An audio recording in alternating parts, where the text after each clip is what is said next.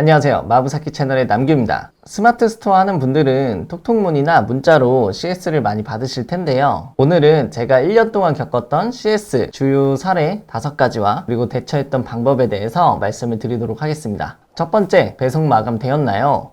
너무 당연하지만 가장 많이 물어보는 CS, 대표적인 CS 중에 하나인데요. 배송이 마감된 경우에 연락이 오는데 사실 이 경우에는 좋아하셔야 합니다. 왜냐하면 보통 이런 문의는 내가 정말 사고 싶은데 급히 여쭤보시는 거거든요. 저 같은 경우에는 상세 페이지에 오후 2시라고 명시는 했어도 지금 빨리 결제하시면은 배송 보내드리도록 하겠습니다 라고 답변을 해드립니다. 물론 재고를 두지 않고 위탁으로 판매하시는 분들은 배송 마감 시간이 좀 민감할 수 있기 때문에 이런 건 꼭 제조사 측하고 CS를 같이 이야기해 보셔야 합니다. 저 같은 경우에는 고객이 원하면 하나라도 더 팔아야 한다는 그런 분들과 같이 했기 때문에 제조사 사장님이 약간의 수고가 있더라도 그냥 다 보내주시는 경우가 많았었습니다. 두 번째, 뭐뭐 해도 괜찮을까요? 주로 제품 사용법에 대해서 많이들 물어보시는데요. 예를 들어 토요일에 먹으려고 하는데 언제부터 해동하면 괜찮을까요? 옛날 휴대폰인데 이 상품과 제 휴대폰이 같이 연동이 될까요? 아이가 7살인데 이 제품을 사용할 수 있을까요? 방 안에 설치하려고 하는데 크기가 괜찮을까요? 또는 무게가 괜찮을까요? 이런 질문들은 고객이 우리 상품에 대해서 관심을 보인다는 증거이기 때문에 기뻐하시면 됩니다. 다만 고객 입장에서는 두려움이 강력한 부분을 다시 한번 확답을 받아보고 싶어하는 마음이 있는데요. 상세 페이지에 명시를 해도 다른 사람이 Q&A에 질문을 남긴 게 있더라도 다시 물어보게 됩니다. 이때 응대가 친절하고 상세하게 잘 이루어지기만 한다면 경험상 거의 높은 확률로 구매를 일으킬 수가 있습니다. 하지만 이런 응대는 처음부터 하기는 어렵기 때문에 팁을 살짝 드리자면 저는 상품을 판매하게 되면 경쟁사의 Q&A도 참고를 하고요. 카페나 커뮤니티, 질문 게시판도 보면서 사람들이 궁금해할 만한 포인트들을 쭉 리스트업을 해놓습니다. 그리고 제가 모르겠는 건 제조사 사장님에게 여쭤보면서 하나씩 다 채워놓고 미리 대비를 하고 있습니다. 세 번째, 배송이 도착을 했는데 택배가 보이지 않아요. 자, 이런 질문을 받았을 때 일단은 쉽지는 않겠다는 직감이 좀 들어야 합니다. 사실 고객님의 잘못인 경우가 많기 때문에 조금 어려울 수 있어요. 특히 스마트 스토어에 저장되어 있는 주소지가 집뿐만 아니라 사무실이나 학교 등등 여러 개로 되어 있는 경우가 많은데, 예를 들어 고객님들이 집으로 주문을 했다고 하셨는데 막상 찾아보면 회사나 딴 데에 가 있는 경우가 생각보다 많이 있습니다. 저는 그래서 고객님이 택배가 안 보인다고 하면 성함을 여쭤보고 일단 경비실에서 확인을 한번 해달라고 하고요. 그러면서 동시에 컴퓨터로 주문 주소를 확인해 본 후에 주문 주소 땡땡땡 여기로 주문하신 게 맞으실까요? 라고 여쭤보고 정말 문제가 없다면 제가 직접 택배 기사님에게 전화해서 여쭤봅니다. 실제로 택배 기사님이 실수를 하는 경우도 종종 있습니다. 특히 원룸이 모여있는 어떤 대학가 근처에는 다른 층 원룸으로 배송되는 경우도 잦고 옆 건물에 가 있는 경우도 종종 있으니까 참고하시면 좋을 것 같아요. 보통은 택배기사님에게 연락을 해보면 문제를 해결할 수 있으니까 너무 겁먹을 필요는 없을 것 같습니다. 네 번째, 배송이 왔는데 추가로 주문한 구성품이 빠졌어요 하는 경우입니다. 일단 이 경우에는 식은땀이 좀 나야 정상입니다. 주문 내역을 한 번 더 확인을 해봐도 빠뜨린 경우가 실제로 더 많았습니다. 이 경우에는 무조건 판매자의 책임이기 때문에 최선을 다해서 응대를 해주셔야 하는데요.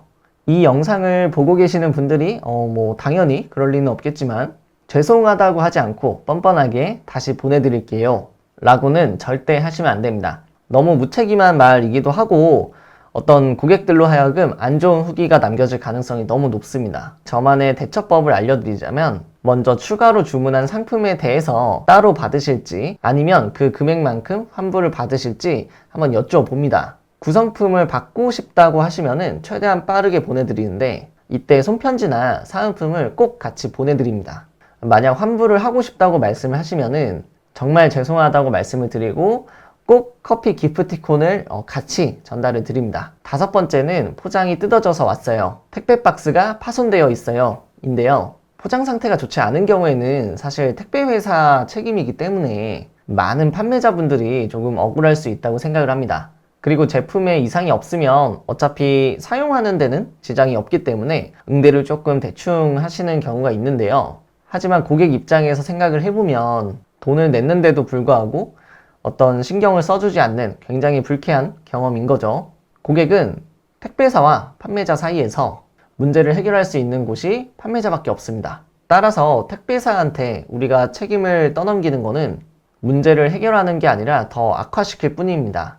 저는 이런 경우에는 차라리 회수를 하고 과감하게 새 제품을 하나 빠르게 더 보내드리는 편입니다. 안에 내용물이 이상이 없으면 단순 변심으로 반품한 거나 마찬가지이기 때문에 다시 사용할 수 있거든요. 택배비 아끼려다가 1점짜리 후기 달리면은 그게 더 큰 손해인 거 아시죠? 그래서 불편을 드려 너무 죄송하고 사용상의 이상이 있으시면 빠르게 바로 환불을 해드리겠습니다 라고 말씀을 드립니다. 경험상 이런 상황에서 빠르게 대처하는 모습을 잘 보여주면 고객 입장에서는 나를 신경 써주고 챙겨준다는 느낌이 들기 때문에 대부분 고객님들이 좀 좋게 봐주시고 5점짜리 긴 리뷰로 보답을 해주는 경우가 많았습니다.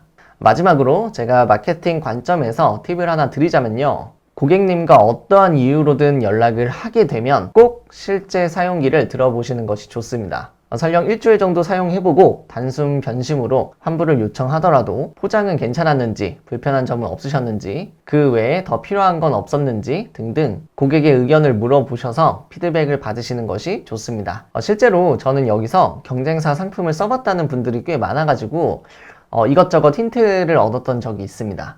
여기서 대화가 잘 된다면 추가로 어떤 채널에서 어떤 키워드를 검색해서 들어왔는지까지 한번 물어보시면 우리가 집행 중인 광고가 잘 작동하고 있다는 뜻이니까 한번 물어보시는 것도 좋겠죠. 이렇게 고객들하고 부딪히는 것을 두려워하면 안 되고요. 오히려 기회로 삼아야 합니다. 제가 판매 담당자인데 개인적으로 너무 궁금해서 그러는데요. 조금만 시간을 내서 알려주실 수 있으실까요? 라고 말씀을 하시면 생각보다 고객분들은 친절하고 자세히 알려주려고 하는 경우가 많습니다. CS가 많다는 건 어떻게 보면 그만큼 잘 되고 있고 잘 하고 있다는 증거이니까 현명하게 대처해서 더 좋은 기회들을 만들어 가시면 될 것 같습니다. 그럼 오늘 영상은 여기까지고요. 다음 영상에서 뵙도록 하겠습니다. 감사합니다.